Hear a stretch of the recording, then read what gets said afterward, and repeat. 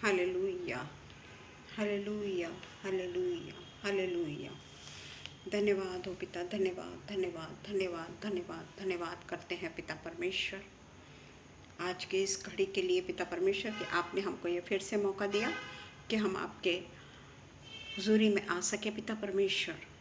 हम आपका धन्यवाद, धन्यवाद और धन्यवाद देते हैं पिता परमेश्वर आज के ये पिता परमेश्वर समय के लिए कि जो आपने हमको दिखाया है पिता परमेश्वर। आपकी स्तुति हो, स्तुति हो, स्तुति हो, स्तुति हो पिता। आपकी महिमा हो पिता परमेश्वर। आपके शुक्रिया अदा करते हैं पिता परमेश्वर कि आपने हमको आज फिर से ये मौका दिया है पिता परमेश्वर कि हम आपकी पिता परमेश्वर हमदो सना करने वाले हो सके पिता। हम पिता परमेश्वर आज के समय के लिए पिता परमेश्वर केवल और केवल आपको धन्यवाद देते हैं क्योंकि जितना भी पिता परमेश्वर घड़ी आपने हमको दी है पिता परमेश्वर वो केवल और केवल आपकी वजह से हमको मिली है पिता परमेश्वर। Praise the Lord Rohini, praise the Lord, God bless you. आप आए हो वही बहुत बड़ी अच्छा लगा मुझे। Praise the Lord, praise the Lord. पिता परमेश्वर हम धन्यवाद करते हैं जितने भी लोग पिता परमेश्वर यहाँ उपस्थित होंगे उन सबको पिता परमेश्वर आप अपने पिता परमेश्वर आशीषों से नवाजिए। और पिता परमेश्वर हम जो भी कुछ वचन बोलेंगे पिता परमेश्वर वो वचन आपको ग्रहण योग्य हो। आइए हम प्रार्थना करें। धन्यवाद हो पिता परमेश्वर, धन्यवाद हो पिता परमेश्वर। आपको पिता परमेश्वर हृदय से हम धन्यवाद देते हैं पिता परमेश्वर कि आज का दिन पिता परमेश्वर आपने हमको बताया और आज के दिन आपने हमको जीवितों की भूमि में रखा। पिता परमेश्वर हम आपके लाखों लाख आभारी हैं पिता परमेश्वर कि आपने पिता परमेश्वर जो ये समय हमको दिया है कि हम पिता परमेश्वर आपकी उपस्थिति में आने वाले हो सके। और पिता परमेश्वर ये ज़िंदगी जो तूने आपने हमको पिता परमेश्वर दी है पिता परमेश्वर वो केवल और केवल हम आपके महिमा के लिए खर्च करने वाले हो सके। आपकी पिता परमेश्वर तारीफ और आपकी स्तुति और आपकी इबादत के लिए पिता परमेश्वर हम ज़्यादा से ज़्यादा समय आपके सानिध्य में बिताने वाले हो सके पिता परमेश्वर। हम अगर काम भी करते हैं पिता परमेश्वर उस समय भी पिता परमेश्वर हम आपके नाम को महिमा देने वाले हो सके, आपके नाम को ऊंचा उठाने वाले हो सके। पिता परमेश्वर हम आपसे प्रार्थना करते हैं पिता परमेश्वर आज का दिन जो पिता परमेश्वर आगरा मसीह मंडली वालों ने हमारे लिए पिता परमेश्वर दिया उसके लिए हम धन्यवाद करते हैं। और पिता परमेश्वर आपसे विनती करते हैं कि जो भी कुछ मंडे को प्रॉब्लम हुआ था पिता परमेश्वर वो शायद पिता परमेश्वर कुछ पिता परमेश्वर कारण के वजह से हुआ। पिता परमेश्वर हम आपसे प्रार्थना करते हैं कि कोई भी दिन ऐसा ना चुके पिता परमेश्वर कि हम आपकी स्तुति के लिए उपस्थित ना हो सके पिता। क्योंकि पिता परमेश्वर आपकी स्तुति करना हम सबको सोहता है पिता परमेश्वर, हम सबको अच्छा लगता है पिता कि पिता परमेश्वर आपने जो हम पर इनायती की है, आपने हमको जो जीवितों की भूमि में रखा है और आप जो पिता परमेश्वर सदैव हमारे साथ साथ में रहते हैं। कुछ समय के लिए तो हम आपके चरणों पे आ जाए, कुछ समय के लिए तो हम आपको धन्यवाद रूपी बलिदान चढ़ा सके पिता।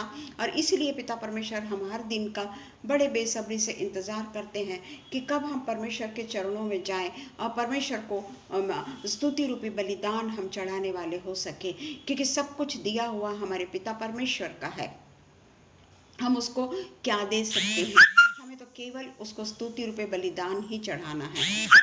परमेश्वर ये जो समय आप हमें देते हैं उस समय हम अपने आप को बहुत धन्य समझते हैं पिता कि हर प्रकार के संसार की गतिविधियों से हम दूर हो जाते हैं, अपने मन में आए हुए विचार पिता परमेश्वर हमसे दूर हो जाते हैं और हम केवल और केवल अपने आप को संपूर्ण रीति से परमेश्वर के अधीन है ये महसूस करते हैं पिता।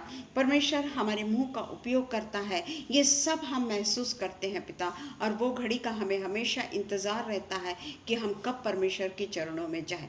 पिता परमेश्वर हम आपसे प्रार्थना करते हैं पिता परमेश्वर जो आगरा मसीह मंडली के पिता परमेश्वर संचालक हैं अनुपम भैया, शबनम दीदी, ये सबको पिता परमेश्वर हम आपके पवित्र हाथों में डाल देते हैं। मैडम शबनम को भी पिता परमेश्वर आप अपने आशीषों से मालामाल करिएगा, और पिता परमेश्वर ये लोग जितने भी परमेश्वर के लिए कार्य करते हैं होने दीजिएगा पिता परमेश्वर, कि उनके कार्य परमेश्वर के लिए और भी ज़्यादा बढ़ते चले जाए पिता परमेश्वर। और पिता परमेश्वर उनके साथ साथ में जितने उनके साथ में काम करते हैं उन सबको पिता परमेश्वर हम यही प्रार्थना करते हैं कि परमेश्वर के अनुग्रह में ये लोग दिन ब दिन बढ़ते चले जाएं। पिता परमेश्वर आज का जो वचन हम बोलेंगे या जो भी कुछ हम बांटेंगे पिता, हम पिता परमेश्वर वो बोने वाले हों पिता परमेश्वर, जो पिता परमेश्वर सुपिक भूमि पर वो बीज पड़े पिता, ताकि पिता परमेश्वर अनेक लोग वो फलों का आनंद लेने वाले हो सके पिता परमेश्वर। सब कुछ हम आप ही के पवित्र पवित्र और मीठे नाम से मांग लेते हैं, सुनिए और ग्रहण कीजिए पिता। आमीन आमीन आमीन। धन्यवाद हो अनुपम भैया, धन्यवाद हो आप सबको, जितने भी उपस्थित हैं उन सबको प्रेज द लॉर्ड। ग्रेस दीदी भी दिखी थी मुझको, उनको भी प्रेज द लॉर्ड। आज जो हमारा विषय है वो है, उसका जो हेडिंग है वो है विश्वास और कर्म। इस विषय के ऊपर आज हम थोड़ी सी चर्चा करेंगे। परमेश्वर के वचन को हम एक दूसरे के साथ में बांटेंगे, और मैं आपसे यही नम्र विनंती हमेशा ही करते आई हूँ कि इस पे और भी कुछ आप अगर प्रकाशन डालना चाहें या कुछ और भी इसके ऊपर मुझे जो मैं नहीं बोल पाई उसको आप बताइए, ताकि मेरे भी परमेश्वर के ज्ञान में मैं वृद्धि करने वाली हो सकूं। मैं हर एक को धन्यवाद देती हूं और हर एक को परमेश्वर के नाम से धन्यवाद देती हूँ कि वो लोग अपने समय का कीमती समय निकाल कर वो लोग आज यहाँ पर उपस्थित हुए हैं। Thank you very much. तो आज जो हम विश्वास और कर्म के बारे में जो बोलने वाले हैं, हम देखते हैं कि कर्मा, कई लोग पूछते हैं कि क्या कर्मा बिब्लिकल है, जो कर्म है क्या बिब्लिकल है, पर नहीं, कर्मा जो है ये बिब्लिकल नहीं है, क्योंकि कर्मा जो है ये हिंदुइज्म एंड बुद्धिज़्म, ये इसमें कर्मा जो उनका होता है, कर्मा के विश्वास पर वो आधारित होते हैं।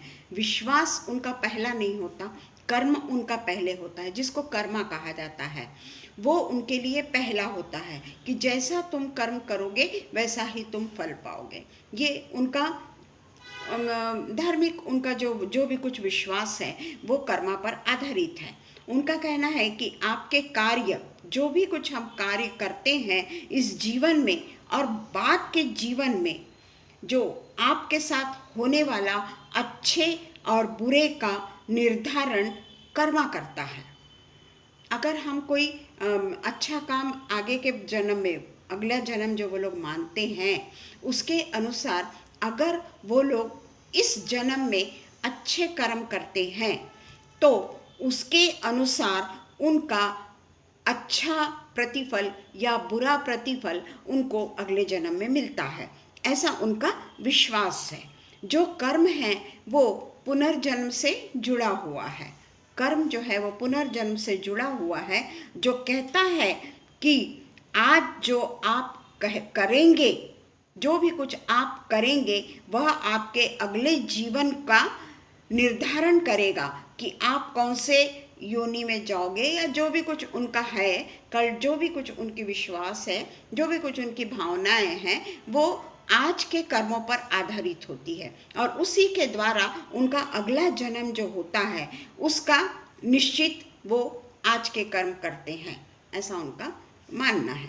पर हम देखते हैं कि कर्मा जो है उसके अनुसार, उनके अनुसार, यानी हिंदुइज्म एंड बुद्धिज्म के अनुसार कर्मा जो है, you get what you deserve, you get what you deserve. और क्रिश्चियनिटी के अनुसार है Jesus got what you deserved, Jesus got what you deserved. मसीही जीवन के अनुसार यीशु को वही मिला जिसके आप हकदार हैं। जिस तरीके से क्रूसिफिकेशन के लिए जैसे हम हकदार थे, परंतु उसको यीशु मसीह को वो सज़ा मिली, क्योंकि यीशु मसीह का पुनर्जन्म से कोई लेना देना नहीं है। और कर्मा वालों का है you get what you deserve. कर्म के द्वारा ही आपको वही मिलेगा जिसके आपके किए हुए कर्म के द्वारा आप हकदार हैं। वो कर्म के अनुसार चलते हैं। हमको सिर्फ ये मैं थोड़ा सा ही बताना चाहती हूँ, क्योंकि मैं किसी के ऊपर डिस्कशन नहीं करना चाहती और उसके बारे में हमको ज़्यादा मालूम भी नहीं है। बस इतना ही मालूम है कि उनका अगला जन्म उनके कर्म पर डिपेंड होता है, ऐसा उनका मानना है और उसी के अनुसार वो लोग चलते हैं।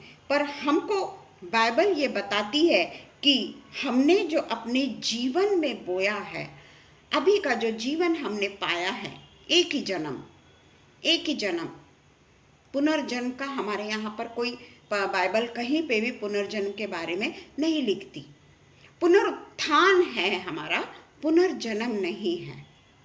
पुनरुत्थान जिस तरीके से यीशु मसीह पुनरुत्थित हुए, 3 दिन के बाद में जिस तरीके से यीशु मसीह पुनरुत्थित हुए, उन्होंने अपने जो उनके जो फॉलोअर हैं, उनको जो मानने वाले हैं, जीसस क्राइस्ट को जो मानने वाले हैं, उनके भी लिए परमेश्वर के पास में यही योजना है कि हमारा पुनरुत्थान होगा। जो हम यीशु मसीह को मानते हैं, परमेश्वर की उपासना करते हैं, उसका हमको पुनर्जन्म से कोई लेना देना नहीं है। हम पुनरुत्थित होंगे, फिर से हमारा जो देह है वो देह नहीं, आत्मा जो है वो पुनरुत्थित होगा।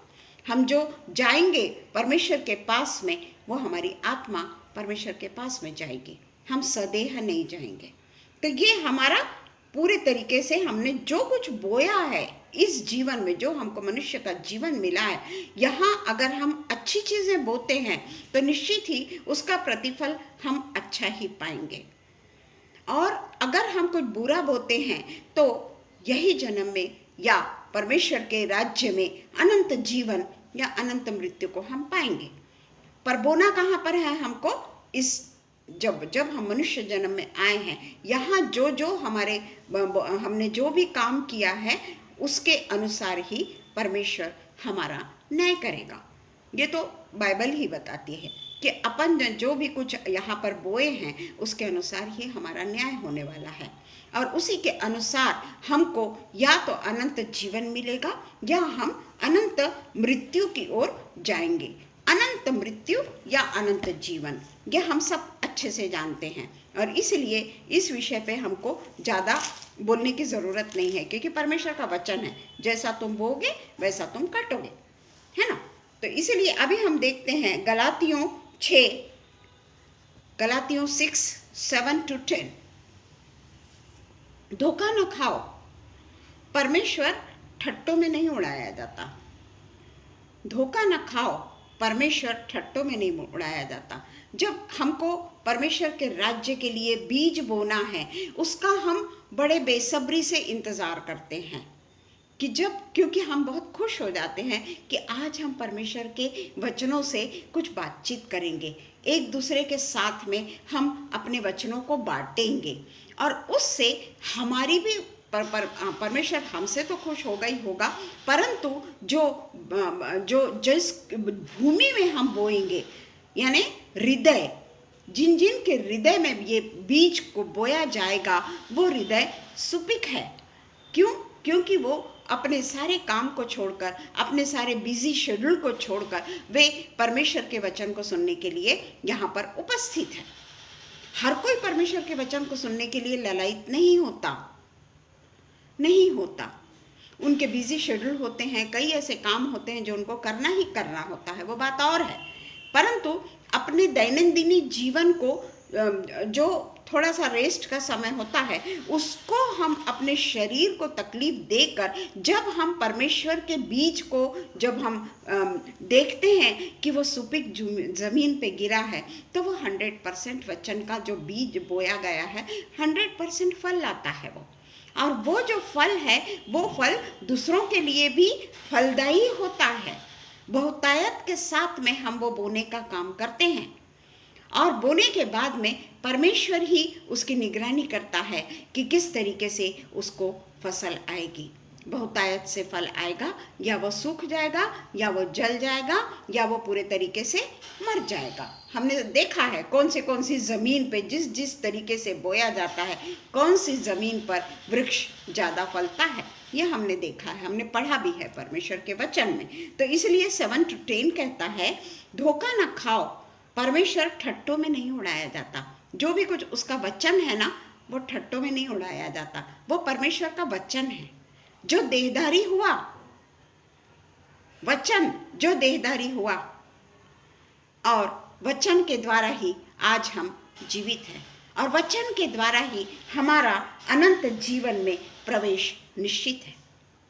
यीशु मसीह के आने के बाद में हमको अनुग्रह के काल में हम हैं। आज हमको यीशु मसीह के द्वारा अनुग्रह का काल मिला है, और इसलिए क्योंकि मनुष्य जो कुछ बोता है वही काटेगा। अगर मैं यहाँ पर बैठकर सांसारिक बातें करती रहूं तो मैं संसार के अनुसार ही फल को पाऊंगी, परंतु यहाँ हम जब बैठकर परमेश्वर के वचन को बांटते हैं ना, तो हम परमेश्वर की खेती को सींच रहे हैं। परमेश्वर की खेती में हम काम करने वाले मजदूर हैं। तो इसलिए कहता है कि जो कुछ मनुष्य बोएगा वही काटेगा, क्योंकि जो अपने शरीर के लिए बोता है, शरीर कैसा है हमारा? पापमय शरीर है ना?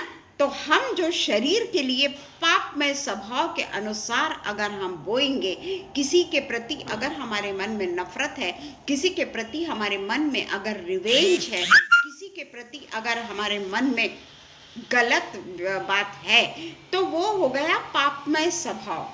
मैं यहाँ पर बोल जरूर रही हूँ, पर इसके पहले मैं शरीर के अनुसार क्या बोई हूँ, पापमय स्वभाव के अनुसार मैंने क्या बोया है। ये हमको बहुत जरूरी है देखना कि मैंने पापमय स्वभाव के अनुसार कहीं किसी से रिवेंजफुल एटीट्यूड तो नहीं था मेरा। ये हमको जरूरी है कि जो शरीर के अनुसार बोता है वह शरीर के द्वारा विनाश की कटनी काटेगा। परमेश्वर का वचन आधा नहीं है, परमेश्वर का वचन पूरा है। कहीं पर भी सस्पेंस नहीं है परमेश्वर के वचन में कि आप अगर ऐसा नहीं करोगे तो वैसा होगा। नहीं, परमेश्वर का वचन बहुत ही स्ट्रेट फॉरवर्ड है कि अगर तुम शरीर के अनुसार बीज को बोते हो तो तुम विनाश की कटनी काटोगे, और जो आत्मा के लिए बोता है वह आत्मा के द्वारा अनंत जीवन की कटनी काटेगा। जो विनाश के लिए बोएगा वो अनंत जीवन की कटनी नहीं काटेगा। ये बिल्कुल स्वयं स्पष्ट है कि हमको शरीर के अनुसार कुछ भी नहीं करना है। ये क्योंकि शरीर जो है ना, ये नश्वर है, इसमें कुछ भी हमको नहीं मिलेगा, कुछ नहीं हमको मिलेगा। इसलिए आज का जो मेरा विषय है वो है, मैं जो आज का जो पाठ पढ़ना चाहती हूँ विश्वास और कर्म के बारे में, वो हमको मिलेगा याकूब की पत्री, उसका 2 अध्याय। हम उसको पहले 15 से 17 तक पढ़ लेंगे। यदि कोई भाई या बहन नंगे उधाड़े हो और उन्हें प्रतिदिन के भोजन की घटी हो, और तुम में से कोई उनसे कहे कि कुशल से जाओ, और तुम गरम रहो और तृप्त रहो। प्रेज द लॉर्ड शबनम दीदी, praise the Lord sister Shabnam. प्रतिदिन भोजन की घटी हो और तुम में से कोई उनसे कहे कि कुशल से जाओ और तुम गरम रहो और तृप्त रहो, पर जो वस्तुएं देह के लिए आवश्यक है वह उन्हें ना दो तो क्या लाभ। प्रेज द लॉर्ड मेरे ब्रदर। वैसे ही विश्वास भी यदि कर्म सहित ना हो तो अपने स्वभाव में मरा हुआ है। यहाँ जो विश्वास और कर्म का जो दिया हुआ है ना, ये कर्मा हिंदुइज्म वाला नहीं है या बुद्धिज्म वाला नहीं है। इसको हम बहुत कंप्लीटली हम कंफ्यूज हो जाते हैं कि जैसा हम कर्म करेंगे वैसा हमको फल मिलेगा। परंतु हम देखते हैं कि किसी चीज का अगर हम सिर्फ दावा ही करते रहें कि मैं बहुत ज़्यादा धार्मिक हूँ, praise the Lord Oliver, praise the Lord, मैं बहुत ज़्यादा धार्मिक हूँ, मेरी धार्मिकता सब लोगों से बेहतर है। मैं हर संडे चर्च जाता हूँ, या मैं रोज इतने इतने घंटे बाइबल पढ़ता हूँ, या मैं परमेश्वर की इबादत सारा समय करते रहता हूँ। ये हो गया धार्मिकता का आडंबर, धार्मिकता का घमंड। पर विश्वास कहाँ है यहाँ पर? ये तो तुमने सिर्फ अपने आप को सदूकी और फरीसी जैसे अपने आप को धार्मिक बना लिया।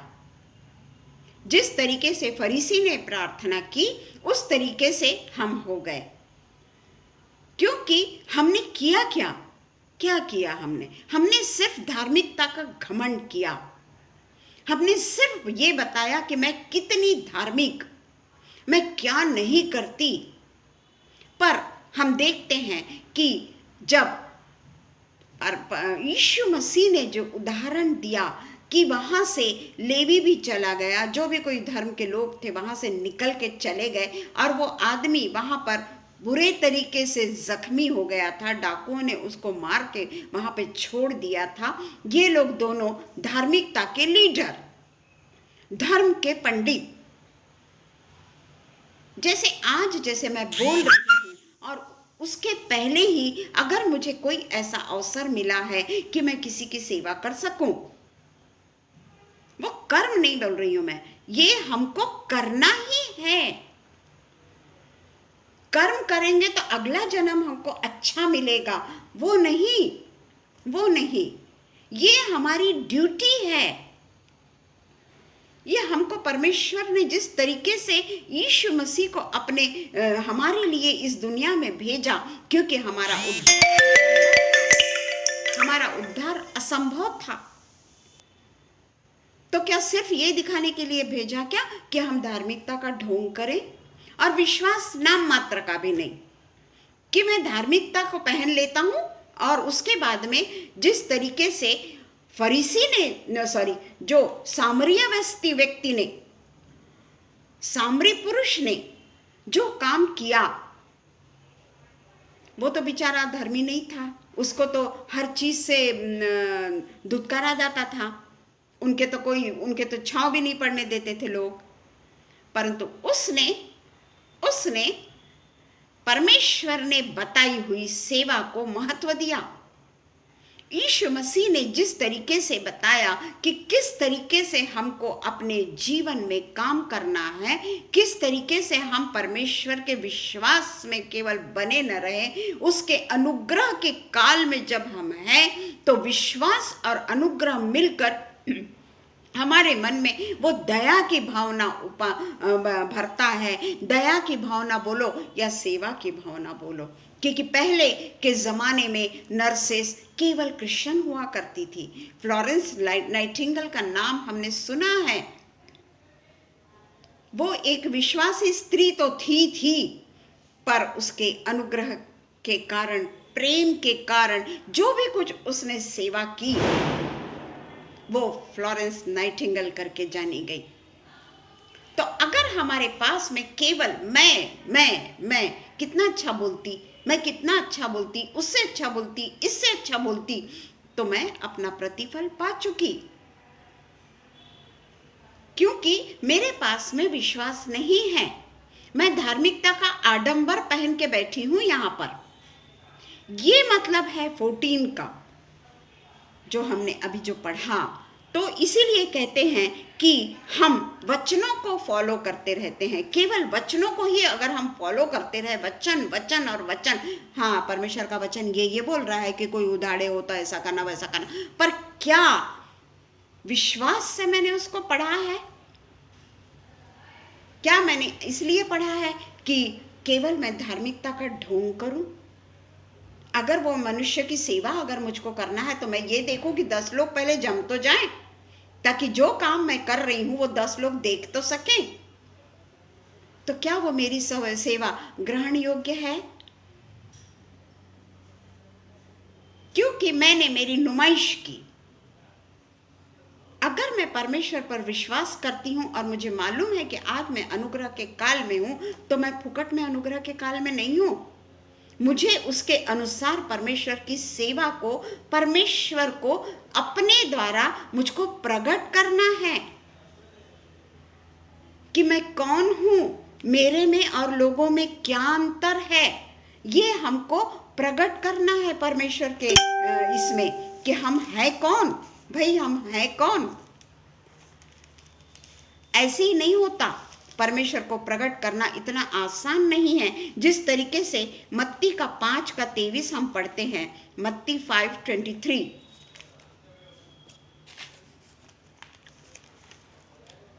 मत्ती 5:23-25, उसमें लिखा हुआ है कि जो पहले तो पहाड़ी उपदेश है, एक मिनट है, हाँ, उसमें हम बहुत अच्छे से, बहुत ही स्पष्ट ढंग से लिखा हुआ है 23-25, इतना ही हम देखेंगे कि इसलिए यदि तू अपनी भेंट वेदी पर लाए और वहां तो स्मरण करे कि तेरे भाई के मन में तेरे लिए कुछ विरोध है।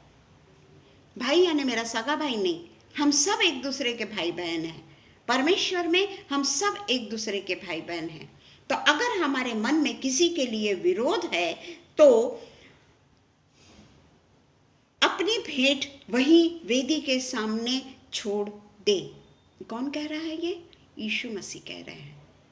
वहीं पे छोड़ दे और जाकर पहले अपने भाई से मेल मिलाप कर ले और तब जाकर अपनी भेंट को चढ़ा।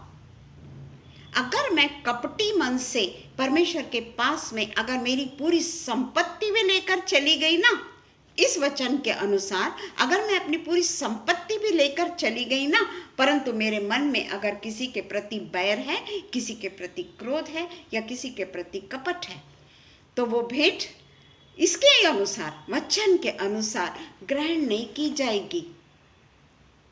विश्वास से जा रही हूं मैं विश्वास से अपना सब कुछ देने को जा रही हूं। तन से मैं परमेश्वर के पास से जा रही हूं, मन से मैं परमेश्वर के पास में जा रही हूं, और जो परमेश्वर ने कहा कि तेरी भेंट मेरे मेज पर ला, वो सब मैं फॉलो कर रही हूं। परमेश्वर के इंस्ट्रक्शन मैं फॉलो कर रही हूं। पर मैंने जिसके साथ में बैर रखा या उसने मेरे साथ में बैर रखा, चलिए उसने मेरे साथ में बैर रखा, तो क्या मैंने उसको माफ किया? क्या मेरी भेंट परमेश्वर ग्रहण करेगा? ये कर्मा नहीं है प्रियो। ये तो हमको सारे इंस्ट्रक्शंस हैं कि हमको सबसे पहले जाकर भाई से माफी मांगना है। उनको ये धार्मिकता का काम आडंबर नहीं है। धार्मिकता के काम को करना ये कोई आडंबर नहीं है कि हम लोगों को दिखाने के लिए धार्मिकता का काम अगर हम करते हैं तो परमेश्वर कहता है कि तुम में और वो जो लेवी, फरीसी, सदूकी जो भी कोई है, उनमें क्या फर्क है? क्या फर्क है हम में और उनमें? पुराने नियम में यही होता था ना, होम बलि, पाप बलि, मेल बलि, ये बलि, वो बलि। अभी हमको नए नियम में चढ़ाना है क्या? हमारा आचरण, हमारा विश्वास, केवल विश्वास नहीं, धर्म के काम नहीं, पर परमेश्वर का वचन कहता है कि सबसे पहले तू अपने भाई को, अगर तू उससे क्रोधित है या वो तेरे से क्रोधित है, तो पहले उससे क्षमा मांग। अवसर तो दे उनको। कई बार ऐसा होता है कि हम जब अच्छे कर्म करते हैं तो हमको लोग नहीं जानते और हमको एक्सप्लेनेशन भी नहीं देना है। परमेश्वर जानता है कि किसने गलती किया, किसने नहीं किया, पर प्रतिफल, उसका रिवेंज लेना, ये काम हमारा नहीं है, क्योंकि सच्चाई हम नहीं जानते ना। किसके पास क्या तकलीफ थी उस समय, ये हम नहीं जानते, और इसलिए हम रिवेंज जानते भी हो तो हम रिवेंज नहीं ले सकते। हमको सिर्फ परमेश्वर के धार्मिकता के कार्य को विश्वास के साथ में करना है, ताकि ये अनुग्रह के काल में हम अनंत जीवन के वारिस हो सके। उसी तरीके से याकूब में ही 1:22-25 हम पढ़ेंगे। याकूब 1:22-25 में हम देखते हैं, परंतु वचन पर चलने वाले बनो। परंतु वचन पर चलने वाले बनो, और केवल सुनने वाले ही नहीं जो अपने आप को धोखा देते हैं। अगर हम परमेश्वर के वचन को सिर्फ सुनते हैं ना, कितना परमेश्वर का वचन सुंदर है, कितना गहरा है, कितना मीठा है, पर वचन पर चलते नहीं है ना। सुनना तो बहुत अच्छा लगता है कानों को, पर हम उस पर अगर चलते नहीं हैं तो हम धोखा देते हैं। क्योंकि जो कोई वचन का सुनने वाला है और उस पर चलने वाला नहीं है, वह उस मनुष्य के समान है जो अपना स्वाभाविक मुंह दर्पण में देखता है, इसलिए कि वह अपने आप को देखकर चला जाता है और तुरंत भूल जाता है कि मैं कैसा था। ये चरित्र, हमको केवल ये देखना है कि मैं कहां पर फिट बैठ रही हूं। अगर आज हम सेल्फ स्टडी करते हैं तो हमको ये देखना है कि मैं कहां पर हूं। परमेश्वर की सिर्फ वचन बोल देने से कुछ नहीं होता। इसलिए तो वो कहता है ना कि मैं तो कहता हूं कि वचन पर अगर हम चलने वाले बनते हैं तो केवल सुनने वाले ही नहीं बल्कि उसके अनुसार हमको चलने वाले बनना है। आज जो ये वचन मैं बोल रही हूं उसके अनुसार अगर मैं चलती नहीं हूं तो परमेश्वर बोलेगा कि तूने लोगों को बहकाई, क्योंकि तेरा ही जीवन वैसा नहीं है। उसमें कहीं पवित्र आत्मा नहीं रहेगी, दिखावा है, केवल दिखावा। इसलिए परमेश्वर वचन 14 में यही कहता है कि अगर तुमने कोई अगर भाई या बहन और ठंड के दिन में उनके पास में ओढ़ने को नहीं है, उनके पास में कपड़े नहीं हैं और आपने उनसे कह दिया कि तुम गरम रहो और तृप्त रहो, तो हमने क्या किया? वचन को हम सुनने वाले तो हो गए, पर हम वचन के अनुसार करने वाले और उसके अनुसार चलने वाले नहीं हुए। ये परमेश्वर कभी भी पसंद नहीं करता, चाहे आप अनुग्रह के काल में ही क्यों ना हो। ये मनुष्य का एक प्रकार का किस तरीके से मनुष्य ने काम करना है, कौन से परमेश्वर की आज्ञाओं को मानना है और किस तरीके से हमको सही जीवन की ओर जाना चाहिए। जो हमारा सही जीवन है उसकी ओर हम जाएं। हमारा सही जीवन वही है कि वचन पर सिर्फ चलने वाले नहीं बल्कि सुनने वाले, उसको आत्मसात करने वाले और उसके अनुसार अपने जीवन को ढालने वाले हम हो जाएं।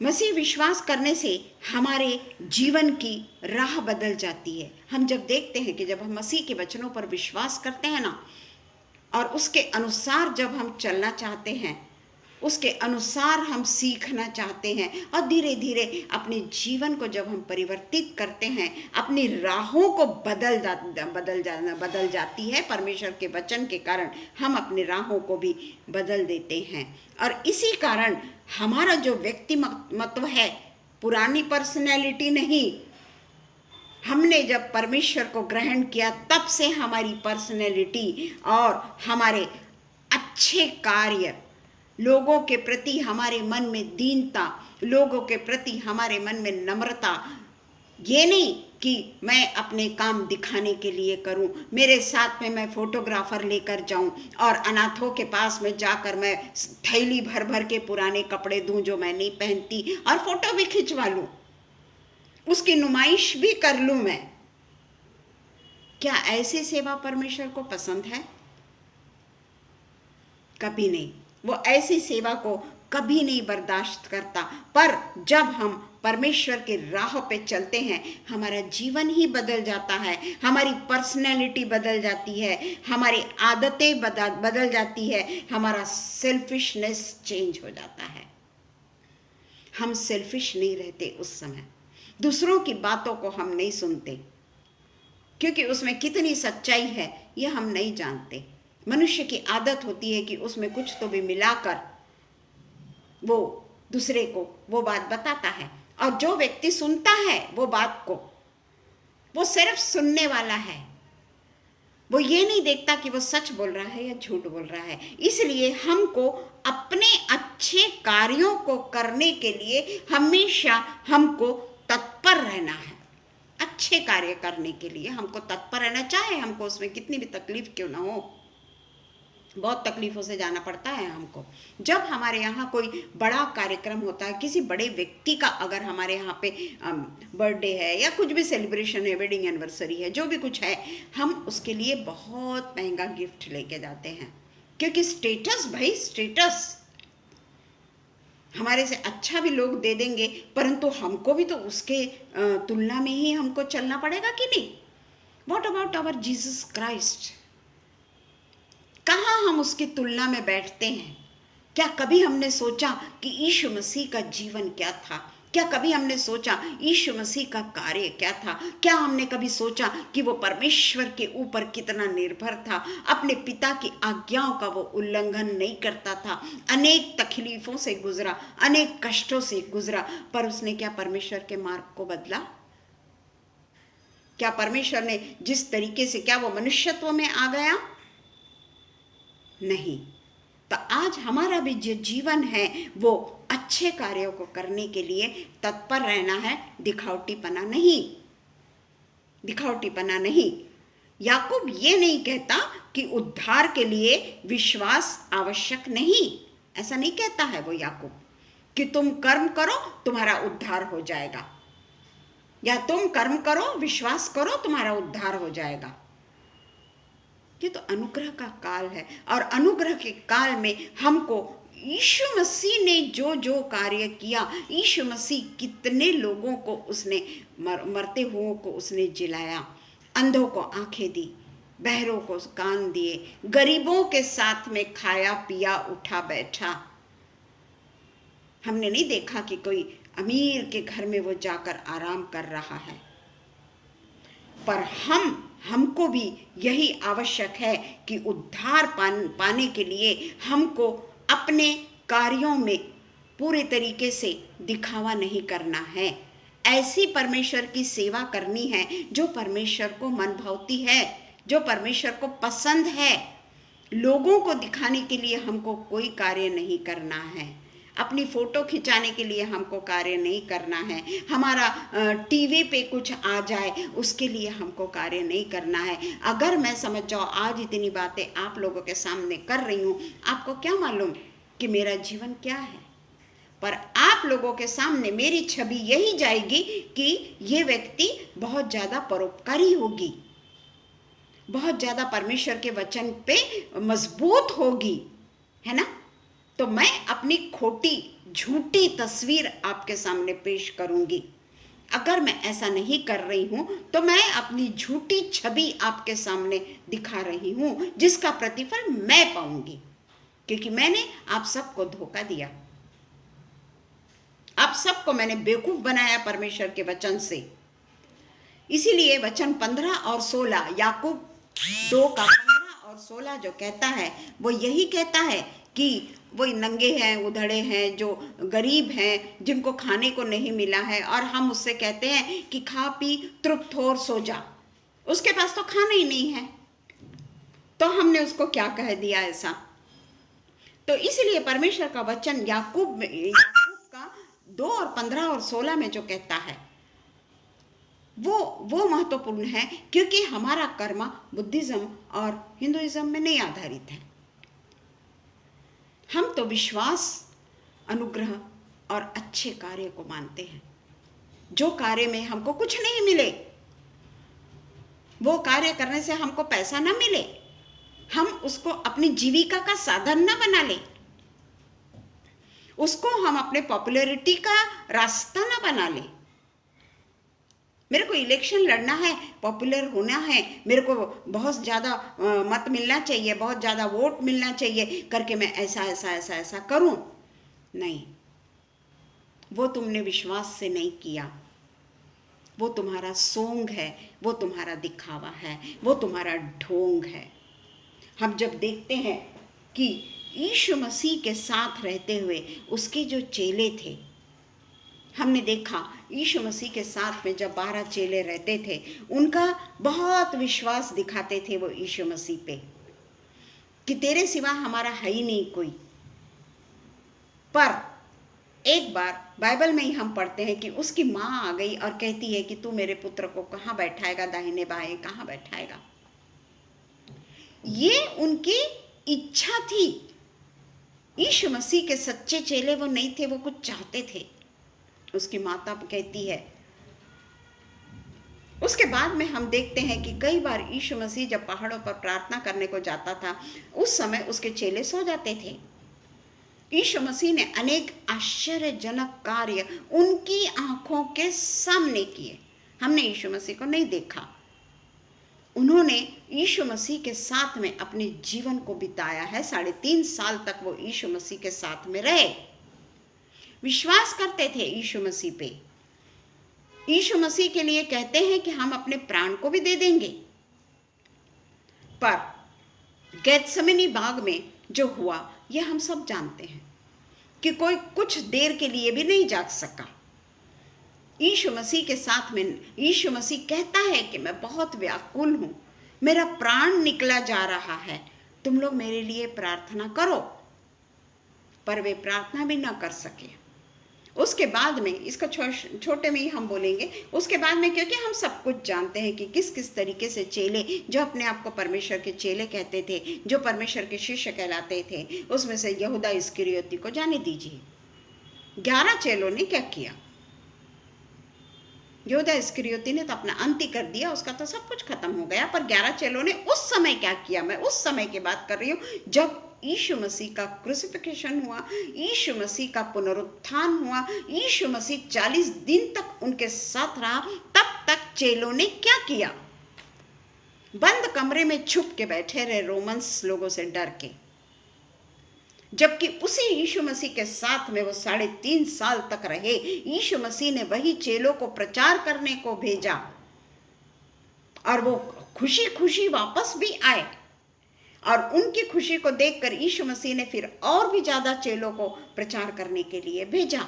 ये सारे काम करने के बाद, अपनी आंखों से सब कुछ देखने के बाद, यीशु मसीह लोगों से जरूर दृष्टांत में बात करता था, पर वो दृष्टांत का अर्थ वो चेलों को बिल्कुल सामान्य भाषा में समझाता था। उनके साथ वो दृष्टांत में बात नहीं करता था, उनको उदाहरण के साथ में सिंपल लैंग्वेज में वो बताता था कि वो क्या कहना चाहता है। यीशु मसीह ने तो यहाँ तक उनसे कह दिया था कि तीसरे दिन मैं इस भवन को फिर से उठाकर खड़ा करूंगा। परंतु वो विश्वास क्रूसिफिक्शन से लेकर 40 डेज तक कहाँ था? डर के मारे लेडीज तो नहीं छुपी, पर वो लोग छिपे बैठे थे। पर इसके आगे भी उनके लाइफ है, उसके आगे भी उनका जीवन है वो चेलों का। उन्होंने वहां पे अपनी लाइफ को, अपने परमेश्वर को, यीशु मसीह को नहीं छोड़ा। आगे जब हम प्रेरितों के काम 2 में आते हैं, वहां से हम उनके लाइफ को देखो, उनके चरित्र को देखिए आप। क्या नहीं किया उन्होंने, क्या नहीं किया उन्होंने। बैकस्लाइड जरूर हुए, पर बाद में क्या नहीं किया उन्होंने। परमेश्वर यानी यीशु मसीह से ज्यादा दर्दनाक और भयानक मौत उन्होंने चुनी। वो डरे नहीं, वो उन्होंने पीठ नहीं फिराई, उन्होंने विश्वास के साथ में, पूरे विश्वास के साथ में मौत के लिए भी इतने बार उनको खतरनाक जेल में डाला गया, भयानक पीड़ाएं उनको दी गई। उस समय का जेल हम जानते हैं कैसा होता था। परंतु उन्होंने उसके बाद, प्रेरितों के काम के बाद में, जब होली स्पिरिट के आने के बाद में, उनका जीवन पूरे तरीके से बदल गया। आज हम कहाँ हैं? कितने साल के हो गए हैं हम? आज हमारे मन में आज भी घृणा है, आज भी नफरत है, आज भी हम दूसरों की बातें सुनते हैं, आज भी हम परमेश्वर से दूर हैं, क्या मैं मौत के लिए तैयार हूं? क्या मैं परमेश्वर के लिए अपनी क्या कहना चाहिए, प्रॉस्पेरिटी को छोड़ने को तैयार हूं? क्या मैं मेरे परमेश्वर के लिए एक छोटी सी झुग्गी झोपड़ी में 40 दिन तक के रहने के लिए तैयार हूं? मैं 2 दिन भी ना रहूं। पर यही चेले जिनके बारे में हम हमेशा कहते हैं कि वो लोग ऐसे थे वैसे थे वैसे थे, पर बात का उनका जीवन यीशु मसीह से ज्यादा दर्दनाक मृत्यु उन्होंने सही। यहां पर वो जेल से छूट के आते थे और वहां फिर से प्रचार चालू कर देते थे। बड़े बड़े सरदार, बड़े बड़े रोमन्स लोगों के सामने भी वो नहीं डरते थे, जबकि वो जानते थे कि इसके बाद में हमको फिर से जेल हो जाएगी। और जेल यानी उस समय का अपने जैसा, अभी के जैसा नहीं था। हम देखते हैं हर एक चेला जिसने यूहन्ना को छोड़कर, जब हम देखते हैं तो हम देखते हैं कि उसके अलावा सब लोग भारी दर्दनाक मौत से गुजरे। इसका मतलब ये नहीं है कि यूहन्ना के साथ में कुछ नहीं हुआ, नहीं, इसका मतलब ये नहीं है। यूहन्ना को गरम तेल में डाल दिया गया। ये नहीं कि यूहन्ना ने कुछ नहीं भुगता। जिसने प्रकाशित वाक्य लिखा उसको गरम बॉइल्ड ऑयल में उसको डाल दिया गया, पर परमेश्वर को उसके द्वारा अपने काम करवाने थे। उसको अपने द्वारा परमेश्वर को प्रकाशित वाक्य लिखवाना था कि आगे क्या होने वाला है। और परमेश्वर ने उसको बुढ़ापे में पतमुस टापू में लाया। उसकी मौत नहीं होने दी परमेश्वर ने, और पतमुस टापू में लाकर वो बूढ़े व्यक्ति से परमेश्वर ने प्रकाशित वाक्य लिखा लिया। ये किसका अनुग्रह है प्रियो? उसने लिखने का काम किया, बुढ़ापे में उसने सब कुछ ये किया। पतमुस टापू निर्जन जगह में वो चला गया। उसको क्या मालूम था कि वहां परमेश्वर की योजना क्या है? वो तो नहीं जानता था ना। वो चुपचाप चला गया। वो रोमन्स के सामने नहीं झुका। वो नहीं जानता था कि मेरे से परमेश्वर इतना बड़ा काम कराने वाला है। आज मेरे द्वारा प्रकाशित वाक्य लिखाने जाने वाला, रेवल्यूशन में लिखने वाला हूं, वो नहीं जानता था। पर परमेश्वर की योजना, क्या इसको हम कर्मों में लेंगे? नहीं, ये तो परमेश्वर के द्वारा किया हुआ कार्य, परमेश्वर ने जो सौंपा है वही कार्य हम करते हैं। आज अगर हम परमेश्वर के वचन के भूखे और प्यासे हैं, इसका मतलब मैं बहुत बड़ी हूं, नहीं। अगर एक दिन भी मुझको बोलने को नहीं मिलता है, मैं हताश हो जाती हूं, मैं बेचैन हो जाती हूं। मुझे समझ में नहीं आता कि क्या करूं मैं, कैसे करूं मैं। तो क्या ये मेरे कारण है? ये भूख और प्यास क्या मेरे कारण है? मैं तो संसार की भूख में ज्यादा खुश रहूं कि चलो भाई आज मेरे को नहीं बोलने को मिला, मैं कम से कम, बहुत दिन से मैंने वो 7 बजे की सीरियल नहीं देखी हूं, 7 से 8 मैं कम से कम वो वाली सीरियल तो देख लूं। ये मेरी योजना है, ये मेरे कार्य है शारीरिक, पर परमेश्वर हमसे कुछ और करवाना चाहता है। परमेश्वर हमसे और कुछ बुलवाना चाहता है। तो इसीलिए इन चेलों ने जो भी कुछ किया वो हम देखते हैं कि प्रेरितों के काम में यीशु मसीह के आश्वासन के जरिए यीशु मसीह ने उनसे कहा था कि मैं यहाँ से जाता हूँ और तुम्हारे लिए स्वर्ग में जगह तैयार करने को जाता हूँ। मेरे यहाँ बहुत सारे घर हैं, स्वर्गीय घर हैं, और तुम्हारा मन व्याकुल ना हो। मैंने इसके ऊपर बोला है ना कि दुखी का प्रश्न नहीं है वहाँ पर। याकूब यूहन्ना 14 में लिखा हुआ है कि मेरे जगह में जहाँ मैं जाता हूँ मैं वहाँ तुम्हें लेकर जाता हूँ। और ये बात वो चेलों पर पूरे तरीके से 100% सच निकली कि आज वो परमेश्वर के पास में है और तुम्हारे लिए जो जगह तैयार करने का उन्होंने प्रॉमिस किया, वो प्रॉमिस यीशु मसीह पूरा करना चाहते हैं। हम लोगों के लिए भी वो प्रॉमिस है। हमने कितनी परमेश्वर के लिए दुख सहा, हमने कितना परमेश्वर के लिए कष्ट सहा, आज तक कितना सहा बताइए। क्या हम पर किसी ने पत्थरवाह किया? क्या हमें किसी ने एक गाल पे थप्पड़ मारा? क्या हमारे मुंह पर किसी ने थूका? क्या हम सड़क पे जाकर प्रचार करें? क्या किया हमने?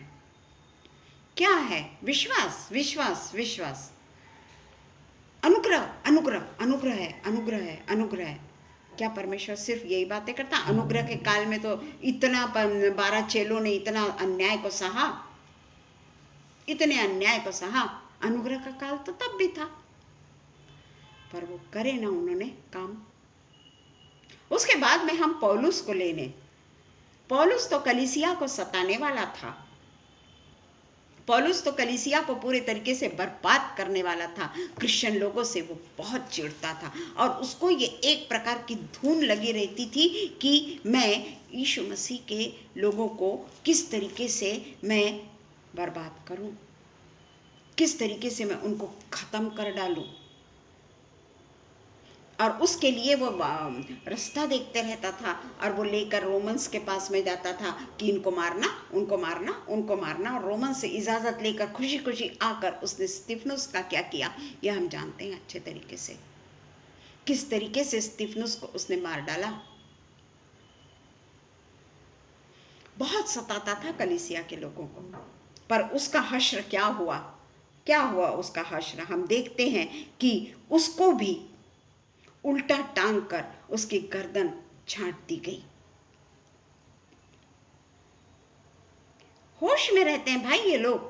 ऐसा नहीं कि हमारा ऑपरेशन हो रहा है और हमको बेहोश कर दिया और डॉक्टर ने हमारा इलाज किया या ऑपरेशन किया। नहीं, उन लोगों को कोई एनेस्थेशिया थोड़ी दिया जाता था कि चलो भाई आज मैं तुम्हारी गर्दन काट रहा हूँ या मैं तेरे को उबलते हुए तेल में डाल देता हूँ तो तू कुछ तो भी पेन किलर का इंजेक्शन ले ले, या तू क्या बोलते एनेस्थेशिया का इंजेक्शन ले ले तो मैं तेरी गर्दन को काट दूं। ऐसा होता था क्या? उनको तो मालूम रहता था कि आज मेरी ऐसी ऐसी मौत होती है, होने वाली है, फिर भी वो लोग टस से मस नहीं होते थे। क्या उन्होंने परमेश्वर के लिए अच्छे अच्छे कामों को नहीं चुना? परमेश्वर के लिए उन्होंने अपने जीवन की बाजी नहीं लगा दी? उनको तो कुछ नहीं मिला। जैसे ही वो डिसाइपल बनते हैं ना, उनको कुछ नहीं मिलता, कोई सुख 12 चेलों को नहीं मिला, उसमें पौलुस को भी कोई सुख नहीं मिला। यीशु मसीह को चुनने के बाद में, परमेश्वर के राहों पे चलने के बाद में ये लोगों ने कोई सुख नहीं देखा, कोई महल में नहीं रहे ये लोग। इन लोगों ने तो केवल दुख, दुख और दुख ही देखा, दुख ही देखा। इतने बुरे कंडीशन में वो लोग रहे, भयानक रूप से वो लोग परेशान रहे। हम देखते हैं, पौलुस का ही देखते हैं कि किस तरीके से परमेश्वर उसको बचाते चला जाता था। वो तो नहीं जानता था ना कि वो जहाज पर बैठेगा और जहाज उसका टूट जाएगा, नहीं जानता था वो। पर फिर भी उसका फेथ, इतना पढ़ने के लिए हमारे पास में समय नहीं है। जो हमको मिलता है प्रेरितों के काम 27, 14, 20 से 14 हम पढ़ेंगे, 27 का। पहले तो हम 14 पढ़ेंगे, बहुत छोटा छोटा पढ़ेंगे क्योंकि हर कोई जानता है ये बात को। थोड़ी देर में जमीन की ओर से एक बड़ी आंधी उठी। उसके पहले और दुख झेल चुका है वो। हाँ, आंधी जहाज पर लगी तो वह उसके सामने ठहर न सका जहाज, अतः हमने उसे बहने दिया। और उसके बाद में हम देखते हैं 20वें वचन में, जब बहुत दिनों तक सूर्य न तारे दिखाई दिए, बड़ी आंधी चलती रही, तो अंत में हमारे बचने की सारी आशा जाती रही। पर उसके बाद में वो लिखता है कि हमारे बचने की अब कोई आशा नहीं है। फिर भी वो परमेश्वर का वचन क्या बोलता है? बहुत दिन भूखे रहे वो लोग, बीच में खड़े होकर कहा, हे लोगों, चाहिए था कि तुम मेरी बात मानकर क्रेते से न जहाज खोलते और न यह विपत्ति आती। परंतु परंतु अब मैं तुम्हें समझाता हूं कि ढाढ़स बांधो। देखो, जहाज टूट चुका है, भला जहाज टूट चुका है, यह हमने 20 में पढ़ लिया।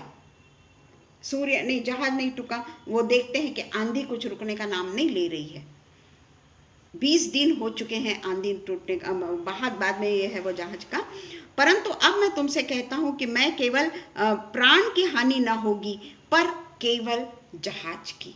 भविष्यवाणी किया उसने कि हमारे प्राण को कुछ भी नहीं होगा, जहाज की हानि होगी, क्योंकि परमेश्वर जिसका मैं हूं और जिसकी सेवा करता हूं, उसके स्वर्गदूत ने आज रात मेरे पास आकर कहा, हे पौलुस मत डर। कितने बार परमेश्वर हमारे पास में आकर कहता है ना, मत डर रीता, पर मैं मेरी बुद्धि चलाती हूं। परमेश्वर कहता है चुप तो रहे थोड़ी देर, मुझको बात करने का मौका तो दे। पर नहीं, मैं तो मेरी बुद्धि लगाती हूं। यहां पे पौलुस से केवल उसने कहा 2 शब्द कहा, मत डर। और पौलुस ने इतना बड़ा फेथ उसमें आया कि हमारी कोई हानि नहीं होगी, केवल जहाज की हानि होगी। हे पौलुस मत डर, तुझे कैसर के सामने खड़ा होना अवश्य है। देख, परमेश्वर ने सबको जो तेरे साथ यात्रा करते हैं तुझे दिया है। इसलिए हे सज्जनों, ढाढ़स बांधो, क्योंकि मैं परमेश्वर का विश्वास करता हूं कि जैसा मुझसे कहा गया है वैसा ही होगा। परंतु हमें किसी टापू पर जाकर रुकना है। और यहाँ पे फिर आगे लिखा है कि जहाज टूटता है, परंतु ये जो जितने भी जहाज के लोग हैं वो लोग बचा लिए जाते हैं। परमेश्वर ने जो पौलुस को विश्वास दिया था,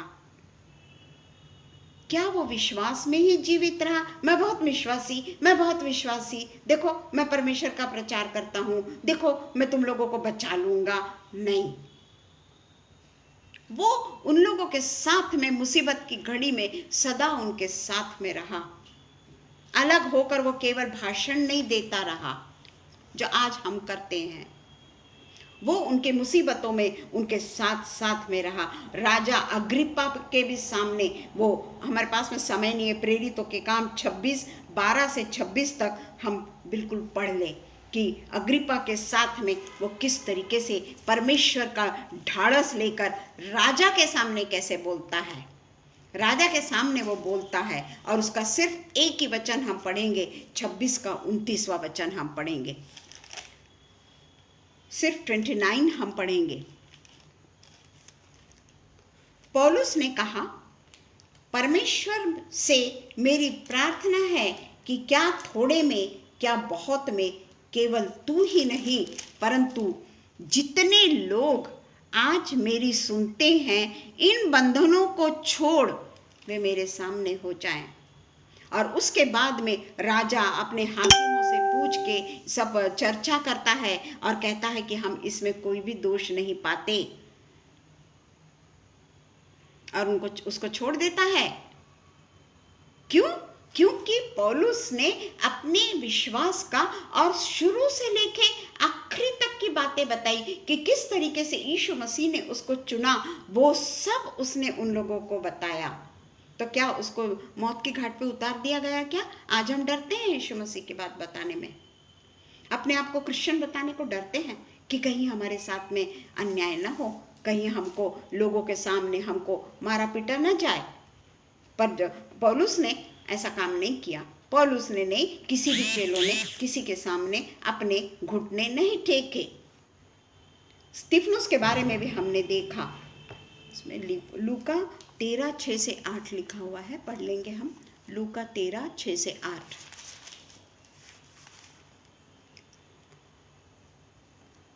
अगर हमारे कार्य जैसे ये इनके कार्य हैं, चेलों के जो कार्य है, ये एक्चुअली जल्दी बोलना था तो परंतु अभी मैं बोल देती हूँ कि दृष्टांत किसी के अंगूर के बारी में जब यीशु मसीह जाते हैं और वो यानी यीशु मसीह एक दृष्टांत उन लोगों को बता रहे हैं कि परमेश्वर जो है वो उसका मालिक है और यीशु मसीह माली है। और जब अंगूर के बारे में जाते हैं और वहाँ पर देखते हैं कि कोई भी फल नहीं है, उसमें फल वाला सीजन था पर उसमें फल नहीं है, तो मालिक कहता है कि ये जगह को रोक के रखा है हम लोगों ने ना, हम जैसे जगह को रोक के रखे हैं, तो तू इसको काट डाल। तो हमारा प्रभु यीशु मसीह जो माली है वो परमेश्वर से कहता है कि उसने उनको उत्तर दिया, हे स्वामी इसे इस वर्ष और रहने दे, मैं इसके चारों ओर खोद कर खाद डालूं, यदि आगे को फले तो भला, नहीं तो उसे काट डालना। हर साल माली यही बोलता है, हर साल यीशु मसीह यही परमेश्वर से करते हैं, इस साल रहने दे पिता, इस साल रहने दे पिता। पर हमारे काम, हम बड़े विश्वासी बनते हैं, हम डंके की चोट पर कहते हैं कि हम बहुत विश्वासी हैं, हम चाहते हैं कि हम ऐसे कार्य करें कि लोगों को दिखावा करके हम उनको प्रसन्न करने वाले काम करें। और लोग भी उस समय जो सप्त के दिन को मानते थे, यीशु मसीह के इतने कामों को देखने के बावजूद भी, यीशु मसीह के प्रचार को सुनने के बावजूद भी, यीशु मसीह के इतने जीवित कार्य जो हुए, कई जीवित कार्य उसने किया, पर हमारा भी विश्वास, शब्द के दिन कुबड़ी स्त्री को चंगा करना, तो दूसरे लोगों ने जैसे यीशु मसीह पे ऑब्जेक्शन लिया कि शब्द के दिन तू ये काम क्यों करता है, शब्द के दिन तू क्यों लोगों को चंगाई देता है। तो यीशु मसीह कहता है शब्द के दिन उसे अच्छा किया था। आराधनालय का रिसिया कर उससे कहने लगा 6 दिन है जिसमें काम करना चाहिए, पर 7वें दिन तो हमको शब्द के दिन में उसको मनाना चाहिए। पर वो कहता है कि तेरे बैल गधे को थान में खोलकर पानी पिलाने को तू शब्द के दिन नहीं ले जाता। तो जो भी कुछ उसमें है वो सब आप जानते हैं। क्या हम इसी घटना में रहेंगे? क्या ये रिचुअल में रहेंगे? क्या हमने शब्द के दिन ये नहीं करना है, हमने क्या बोलते वो ग्रहण के दिन वो नहीं करना है, हमने गुरुवार के दिन ये नहीं करना है, हमने शनिवार के दिन कोई भी अच्छा कार्य नहीं करना है क्योंकि वो शनि है। ये तो सब ग्रह है परमेश्वर के बनाए हुए। सब दिन आज का दिन यहोवा ने बनाया है, ये गाना गाते हैं हम। तो हम ये शब्द के दिन को या किसी भी दिन को क्यों महत्व दें? हर कोई का दिन जो बनाया गया है वो परमेश्वर की इजाजत से बनाया हुआ है, तो हम इसको क्यों महत्व दें?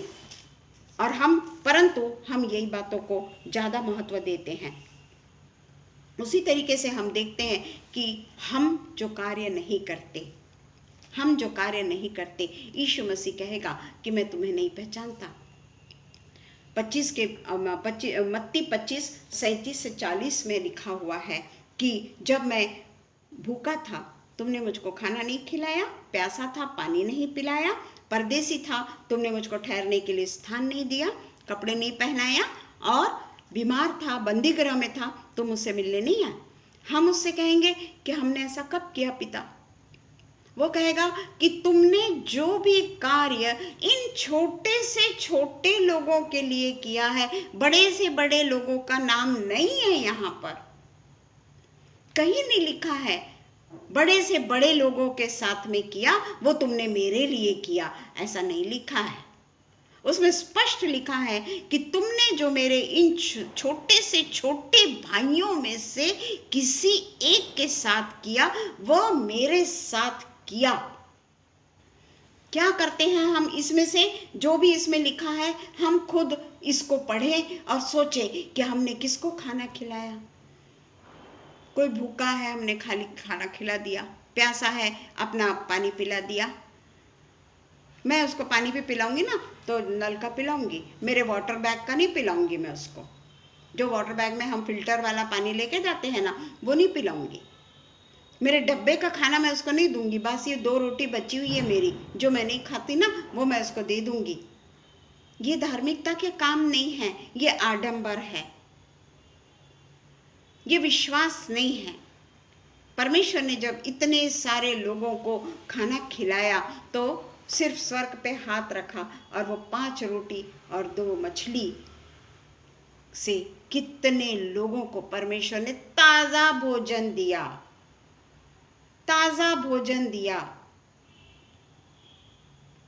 पर हम ऐसा नहीं करते। हम अपने पुराने कपड़े लोगों को देते हैं, हम अपना उतरा हुआ लोगों को देते हैं, यह हम अच्छे तरीके से जानते हैं। तो वो कहता है कि तब वह बाईं ओर वालों से कहेगा, हम कौन से ओर वाले हैं यह हम अपना परीक्षण खुद कर ले। हे शापित लोगों, मेरे सामने से उस अनंत आग में चले जाओ जो शैतान और उसके दूतों के लिए तैयार की गई है। क्योंकि मैं भूखा था, तुमने मुझे खाना नहीं दिया, मैं प्यासा था, तुमने मुझे पानी नहीं दिया, और मैं बीमार था, तुम मेरे पास में देखने को नहीं आए, मैं नंगा था, तुमने मुझको कपड़े नहीं पहनाए, तो तुम अनंत आग में चले जाओ।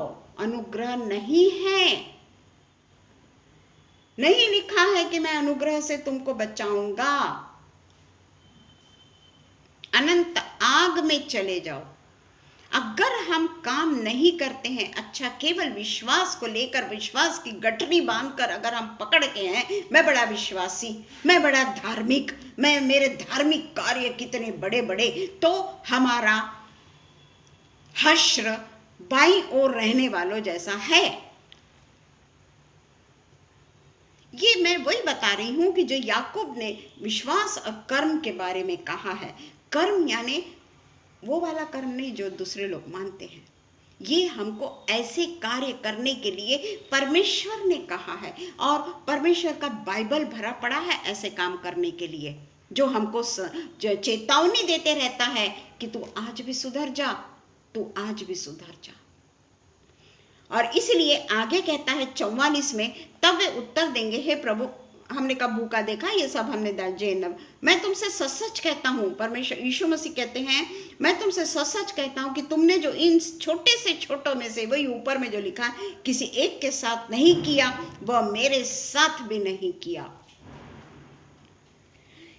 और 46वां वचन वेरी इंपॉर्टेंट, और ये अनंत दंड भोगेंगे, परंतु धर्मी अनंत जीवन में प्रवेश करेगा। जो भूखों को खाना खिलाता है ताज़ा, जो नंगों को नए कपड़े दे देता है, बीमारों की सुधि लेता है। कई ऐसे लोग हैं हमारे क्रिश्चियन जो चोरी करने के लिए या मर्डर करने के लिए जेल में नहीं हैं, परमेश्वर का प्रचार किया करके वो जेल में हैं, दुख में, तकलीफ में हैं। हम कभी उनसे मिलने जाते हैं? डर के मारे हम नहीं जाते उनसे मिलने। उसके लिए व्हाट्सएप पे भी हम नहीं लिखते, बाप रे 8-5 हो गया, हम बिल्कुल भी उसके लिए नहीं लिखते।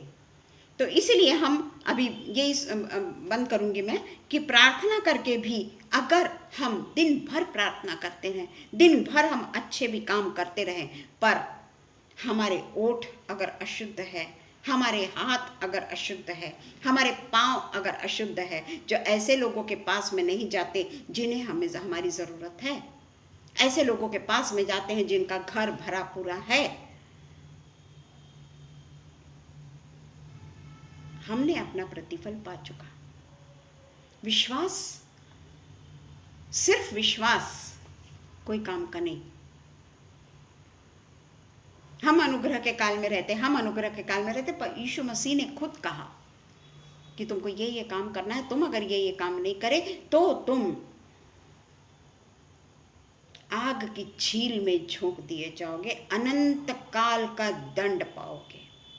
अब ये हमको अपना देखना है, हर किसी को हमको, सबसे पहले तो मुझे ये बात की दिए, हमेशा मैं बोलती हूँ ना, मैं हमेशा ये वचन मेरे ही लिए होता है, क्योंकि मैं अपने आप को जानती हूँ ना। हर कोई अपने आप को जानता है ना कि हम कैसे हैं। लोगों को दिखाना, लोगों का दिखावा, लोग तो हमको अच्छा ही बोलेंगे क्योंकि वो हमारी असलियत नहीं जानते ना। थोड़ी देर के लिए तो हमारे साथ में रहते हैं, उसके बाद में वो क्या जानते हैं कि हम कहाँ पे हैं, कितना मैं परमेश्वर के साथ में हूँ, ये तो मैं ही जानती हूँ। आइए हम प्रार्थना करें। धन्यवाद धन्यवाद धन्यवाद धन्यवाद हो पिता परमेश्वर, इस सुंदर समय के लिए पिता परमेश्वर, हम आपके दिल से आभारी हैं कि जब पिता परमेश्वर, आज पिता परमेश्वर, इतना बड़ा पिता परमेश्वर, हमने जो उपदेश दिया वो केवल उपदेश नहीं है पिता, वो पिता परमेश्वर हमारे जीवन को बदलने वाला, हमारे जीवन को नई दिशा देने वाला। हो सकता है आज तक हमने ये कार्य नहीं किए, पर पिता परमेश्वर आगे जो हमने ये वचन को पढ़ा है, इस पे मनन किया है, आत्मचिंतन किया है, ये पवित्र वचन को हमने आप अपने ओठों से पवित्र आत्मा के द्वारा बोला है, पिता परमेश्वर इसको हम अपने पांव तले न रौंद दे, बल्कि हमारे कार्य आज से वैसे ही हो जिससे हम छोटे से छोटे भाइयों की सेवा करने वाले हो सके पिता परमेश्वर। आज के दिन के लिए हम आपको धन्यवाद देते हैं पिता कि आगरा मसीह मंडली के द्वारा हमें यह मौका मिला पिता परमेश्वर कि हम आपके वचनों को शेयर करके हम उसको आत्मसात करने वाले हो सके पिता, हम उसके अनुसार अपने जीवन को बदलने वाले हो सके पिता परमेश्वर। यही हम प्रार्थना करते हैं पिता, हमारा जीवन जो है वो पिता परमेश्वर उस तरीके का न हो जो पौलुस का पहले था। हम वो जीवन को जिए पिता परमेश्वर जब पौलुस ने यीशु मसीह को ग्रहण किया और उसके बाद का जो जीवन पौलुस ने जिया वो जीवन हम जीने वाले हो सके पिता परमेश्वर।